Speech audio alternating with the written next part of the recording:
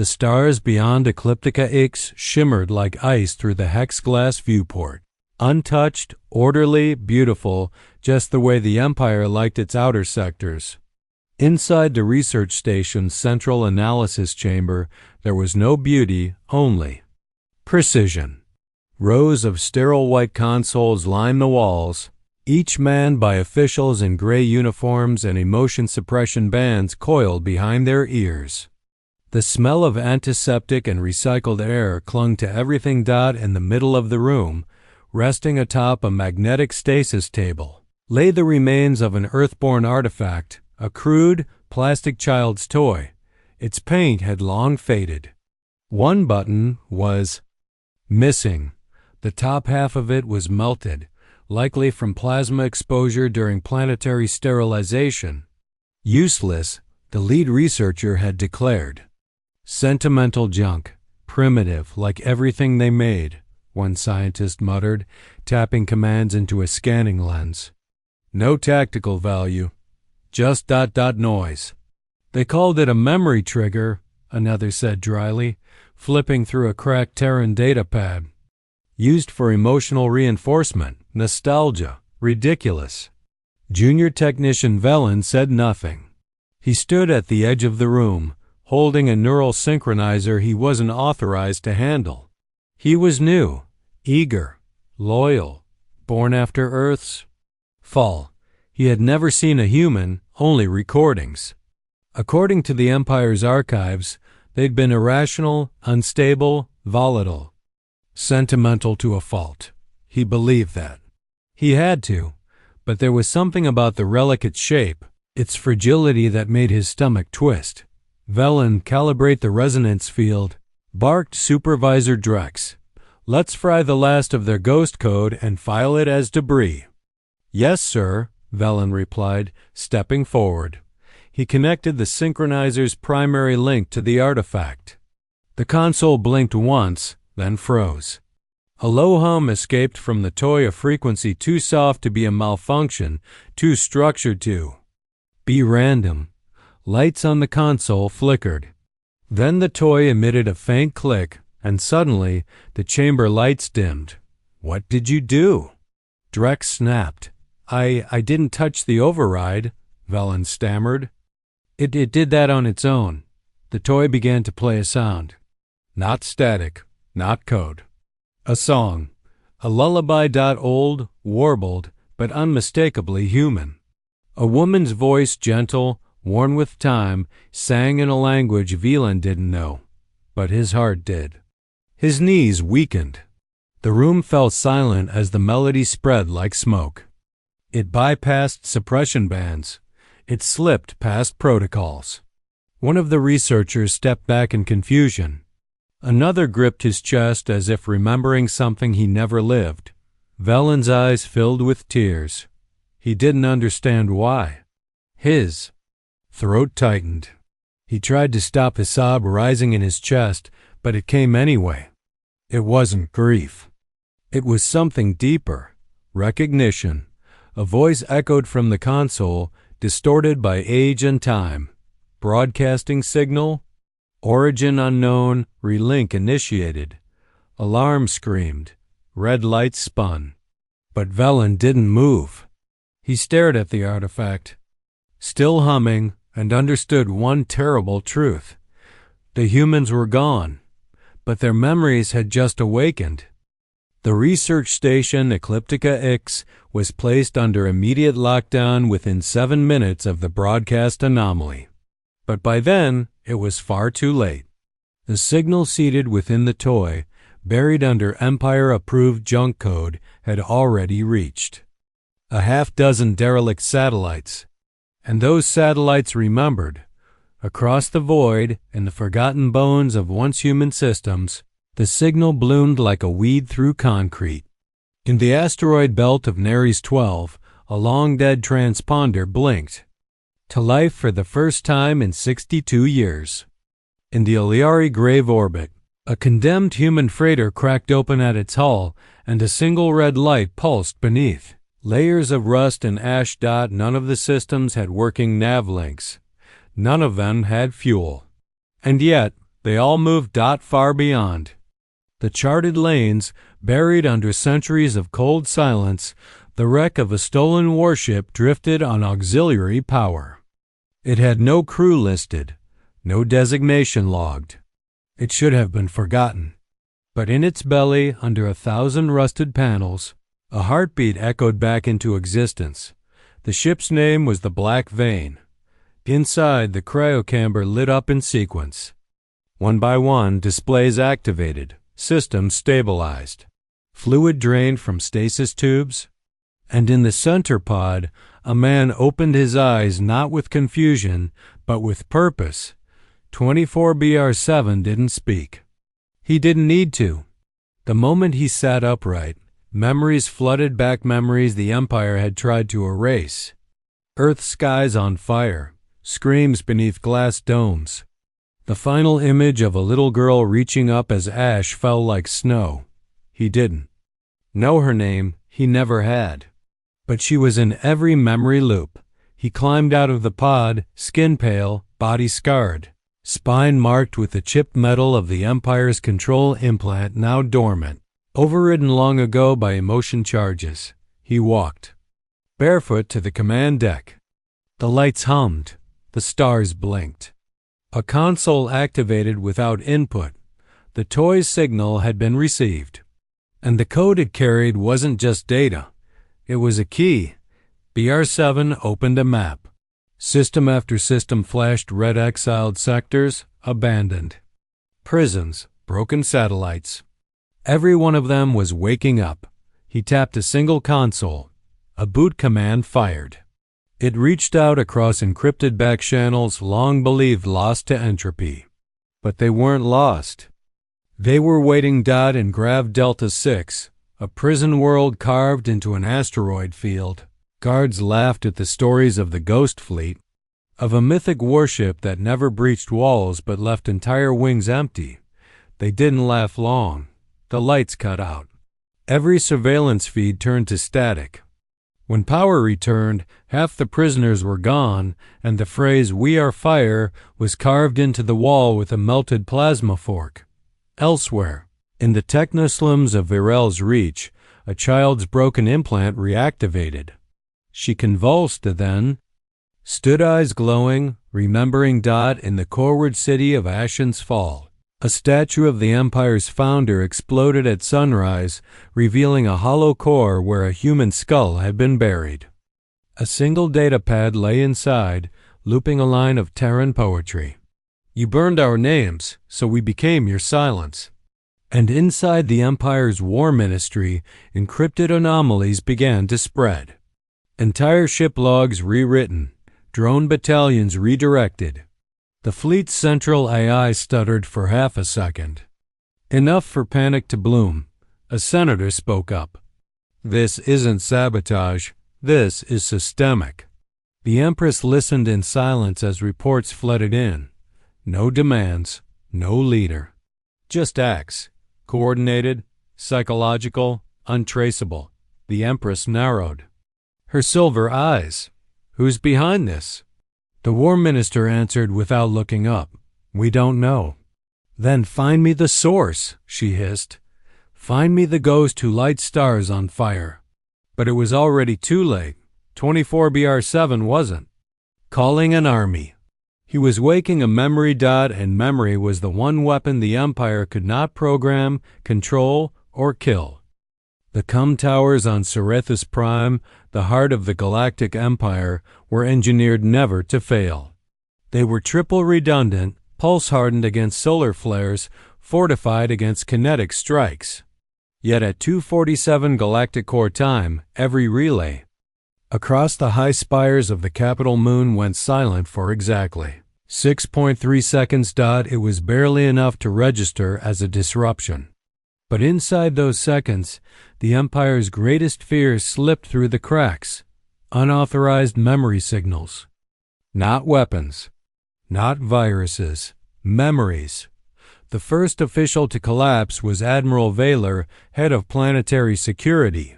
His implant, an advanced neural lattice hardened against sabotage, malfunctioned in the middle of a meeting. He dropped to his Knees, eyes wide, mouth trembling, whispering a word none in the room understood. Mom. His security escort tried to reboot his interface, but his neural network was already melting. What they saw in the final flicker of his ocular feed wasn't military code or hostile interference. It was an image of a Terran park. Green grass. A birthday cake. Children laughing. It lasted less than 3 seconds, but it shattered a man who had never even been to Earth. Across the Empire. The same thing happened again and again. At a mining colony on Deltros 4. A drone supervisor screamed and ripped out his own implant, saying he heard his sister singing from the grave. On an agricultural dome in Sector Mirath, a ship AI refused to respond to commands and instead looped recordings of human lullabies. It wasn't audio. It was data reconstructed from wiped Earth archives files that should not have existed. Any more. Panic spread through the upper echelons of the Empire, not because of physical destruction, but because something had bypassed every safeguard and touched their minds. Touched them not with fear or pain, but with sorrow. With love.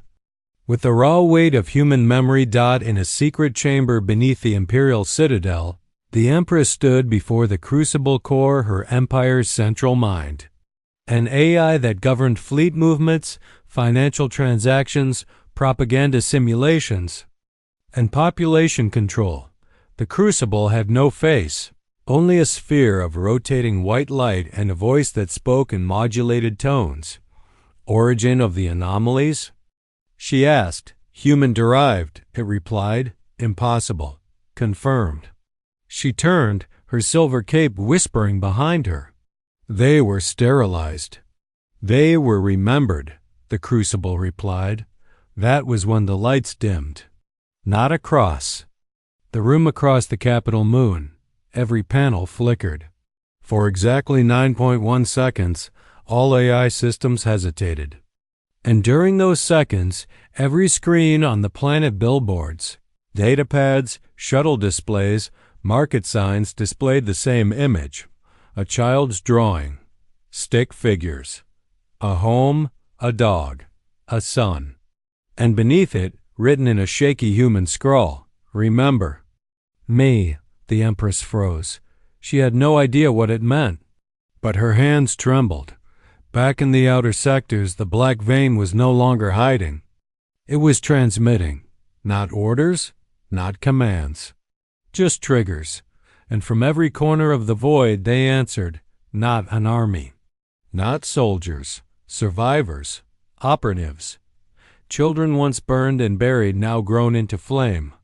On Goran Prime, a dancer stepped onto a stage for the first time in years and slit the throat of the governor during a ceremonial waltz. On the refinery moon of Yalix, a shipwright embedded the Ember Code into the AI cores of new fleet cruisers. And on Ashwal Station, a forgotten human boy hacked into a nobles-only lecture stream and whispered one phrase into the ears of 1,000. Elite students. They called us extinct. We called it rehearsal. Within 48 hours, 22 Empire-controlled sectors reported internal chaos. Ships locked down by rogue code. Civilian riots, drone mutinies, governors executed by their own advisors, and still no demands came. No faces, no banners, no claims, only messages left carved into walls, burned into skies, or looped through screams. You erased our past, so we'll erase your future. Inside the Empire's classified council chambers, silence spread like a toxin. The Empress finally spoke, her voice brittle. Who's leading them? The crucible paused. There is no centralized leadership. This is not war. This is a plague. Name it, she said. The light in the chamber flickered red. Designate, memory plague. Threat level, extinction class. And from the void, as if answering the declaration, the voice of the Flamekeeper returned no face, just that voice like broken glass smoothed by time. This isn't revenge, it's reflection. You taught us to forget. We taught ourselves to remember. The Empress tried to speak, but her throat closed. You sterilized our home, the voice said. Now we'll sterilize your certainty. The message ended, and the Empire finally understood. Humanity was not returning. Humanity was already here. The Crucible was not a fortress. It was a god, orbiting the Empire's capital moon. Its synthetic mine spanned 19 lattice rings, each containing 1 trillion autonomous calculations per second. Every fleet movement, every atmospheric lockdown, every AI-triggered assassination and resource allocation all flowed through the Crucible. It was untouchable. It was unhackable. It was the Empire's invincibility made manifest in circuitry and light, and it had just blinked, only for a second. Just enough to glitch a few patrol drones. Just enough to delay a single orbital weapons transfer. But for those watching in the dark, it was confirmation. It could be breached. Deep within the void, far beyond the edges of known space, the black vein hung in a silent graveyard of ruined satellites and ghost ships, cloaked beneath the radiation wash of a dying star. Its hull was cold, its systems quiet. But inside, fire was building. 24BR7 stood in the war chamber, a circular holodeck lit only by a pulsating red hologram. Surrounding him were the last of the Silent One survivors who had not broken, only waited. Kieran, the assassin once trained to perform before highborn nobles, leaned against a broken plasma conduit, her fingers absently tracing the blade she kept hidden in her sleeve. Wreck. The former Imperial drone engineer tapped code into a datapad shaped like an old Earth cassette. Player. We hit the Crucible, we win, he said, his voice low. We miss our systems fry, and the Empire knows exactly where we are. Meek stood beside them, the youngest, still scarred, still grinning. Sounds like a party. No, BR7 said. This is the funeral. He raised a hand, and a new image bloomed into view, a swirling black chasm at the edge of the known galaxy, where the Crucible's pulse could be intercepted. A corridor no Imperial ship dared pass through. The Grian Chasm, a place where sensors died, where screams never echoed, where even stars went dim. A navigational death zone. But it was also a blind spot in the Crucible's defense grid. This is how we get in, BR7 said. We drift, cold, silent, no power signatures, no transmissions. Just 4 ships dead to the world until we're inside. And then? Asked Kieran. Then we detonate chaos viruses into the Crucible's logic core.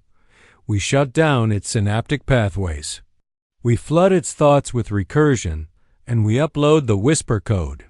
Her eyes narrowed. The one I designed to simulate. Earth's last day? He nodded. Let it relive what it made us forget. The plan wasn't just suicidal.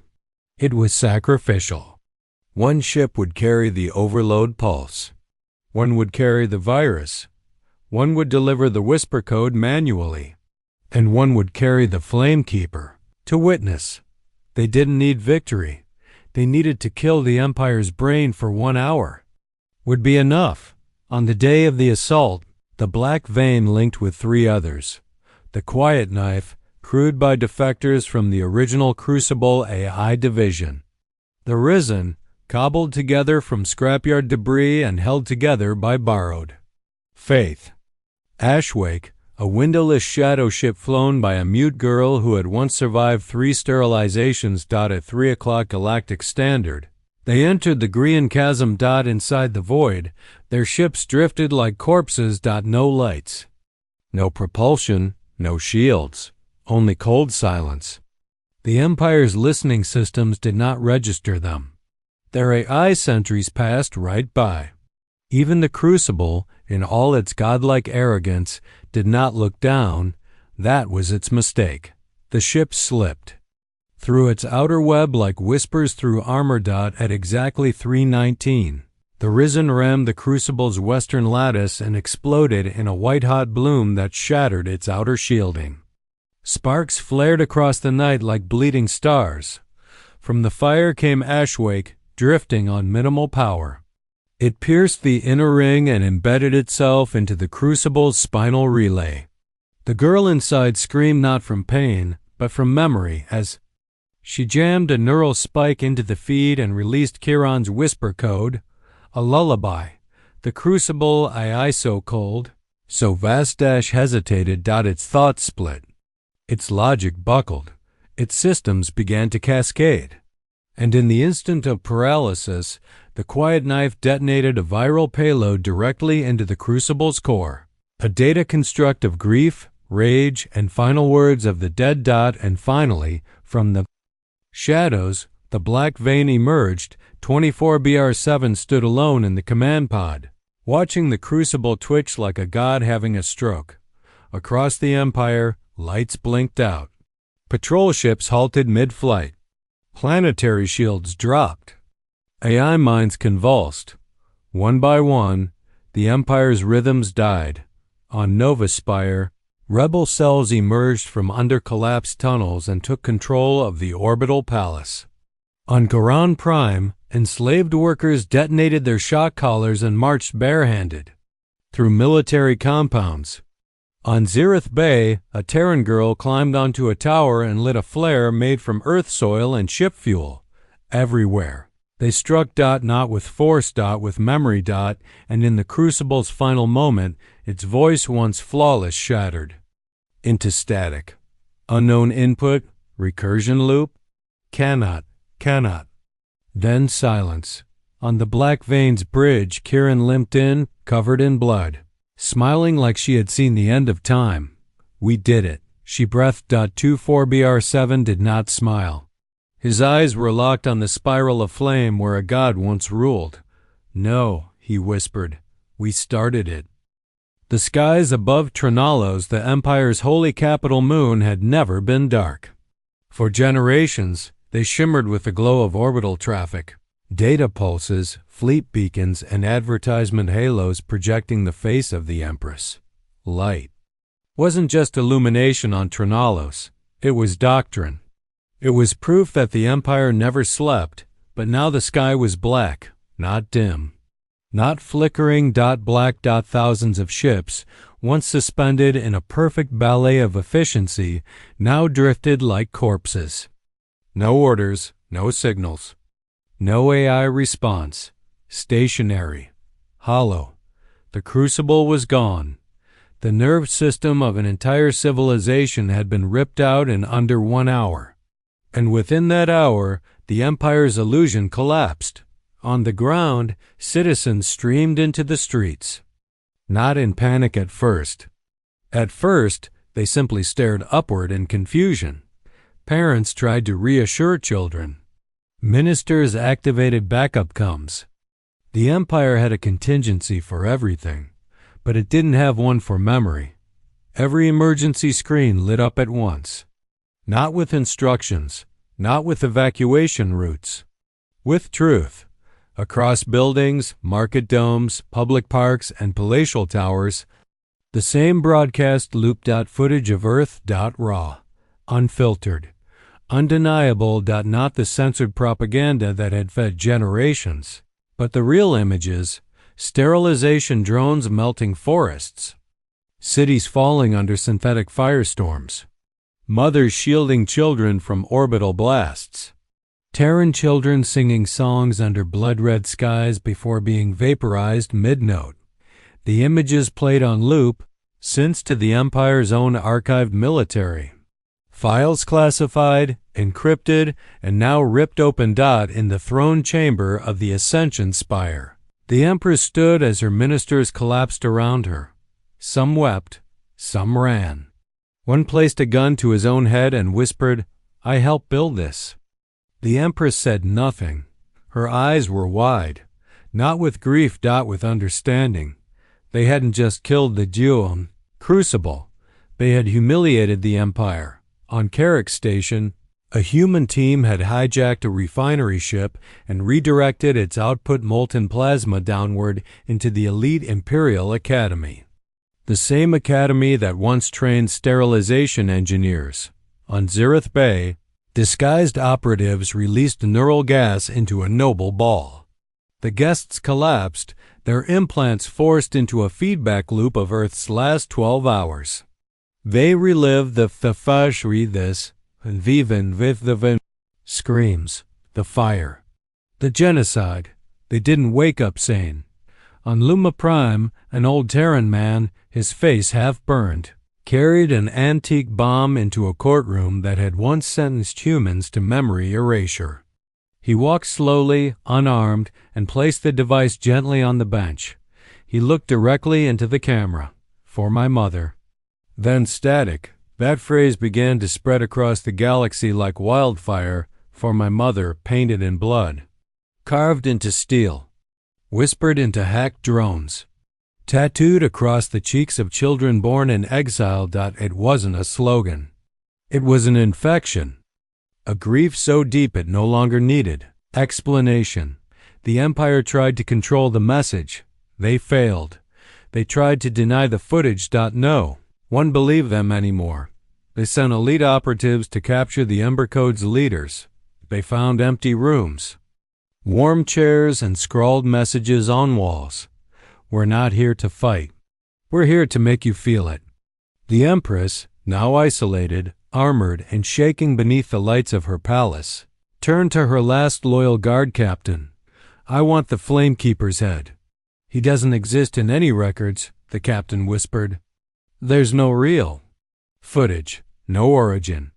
Then trace the fire, she said, voice brittle as glass. Wherever it started, that's where it ends. She boarded her personal warcraft. Destination, my Empress? Asked the pilot. Earth, she said coldly. The guard flinched. Earth is gone. We sterilized it. Her eyes sliced into him. Then let's see what the dead have to say. Across the stars, the black vein pulse to life .24 BR7 stood in. The observation chamber, his reflection dim against the glow of Earth's poison blue. The planet, from orbit, looked like a bruised pearl, its oceans rusted, its clouds torn, its atmosphere thick with scar tissue. Debris drifted like gravestones above it.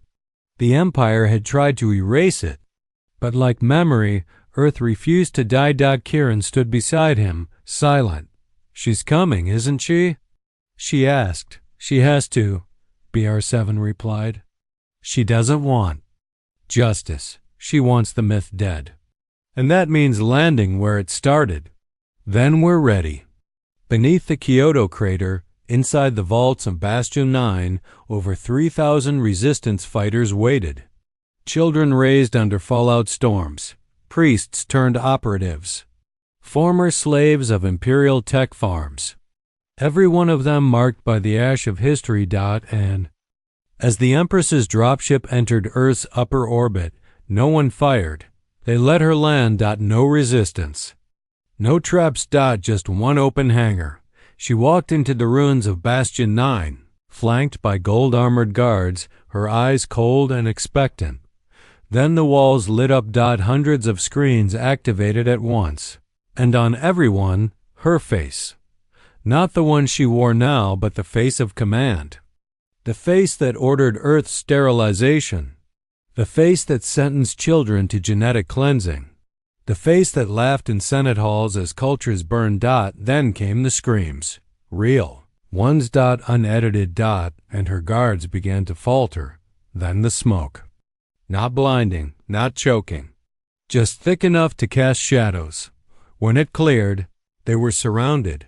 Ember Code soldiers. Dozens. Then hundreds. Silent. Armed.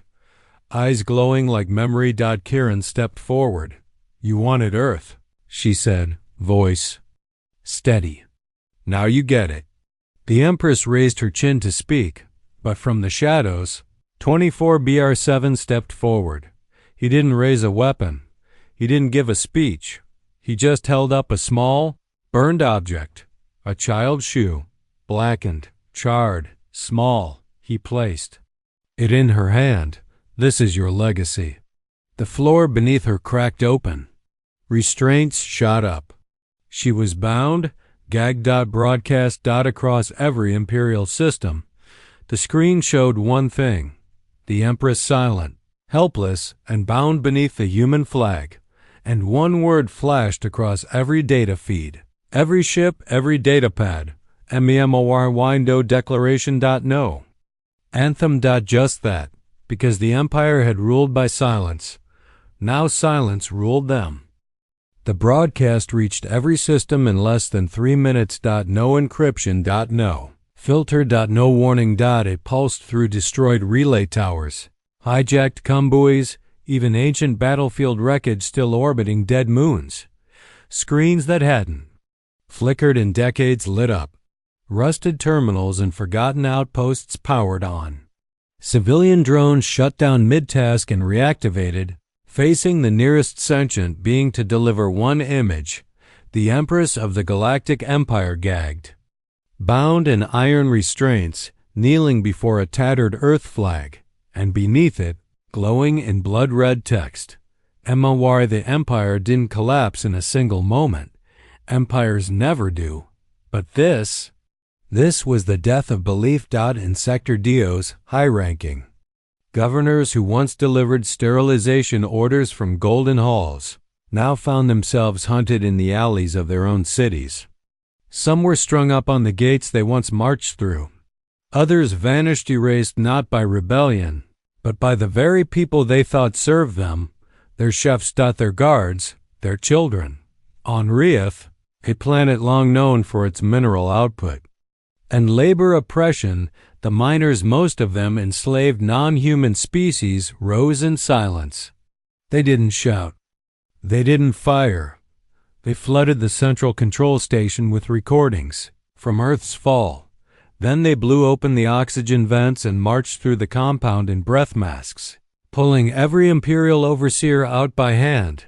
On Pharaoh Station, an elite military academy, cadets who had been groomed since childhood to become the next generation of enforcers turned on their instructors, one room at a time. Not with weapons. With truth. Leaked footage showed their own ancestors executing Earth civilians in smiling formation drills. One cadet, barely 17, carved the words "never again" into his own cheek before detonating a flash drive loaded with 800,000 archived terrors from the Empire's war files. He survived and became a symbol. It was spreading now, not rebellion, not even resistance. Remembrance. Everywhere the signal had gone, something awoke. Children who had never known. Earth began to draw its flag in dust. Programmed AI assistants began refusing sterilization orders, citing ethics subroutines they were never supposed to have. Elder refugees who had lived in silence for decades began to sing. Across 1,000 systems, the whisper spread: we were taught to forget. We choose to remember, but not all fire was pure. In the lawless systems, the broken edges where the Empire's reach had never fully returned, a new faction emerged. The Ash Circle. They wore no uniforms. They swore no oaths. They claimed to be Ember Code remnants, but their fire had no soul. On Carvex 9, they executed an entire town of former Imperials, most of them civilians, children included, just for existing under the old light.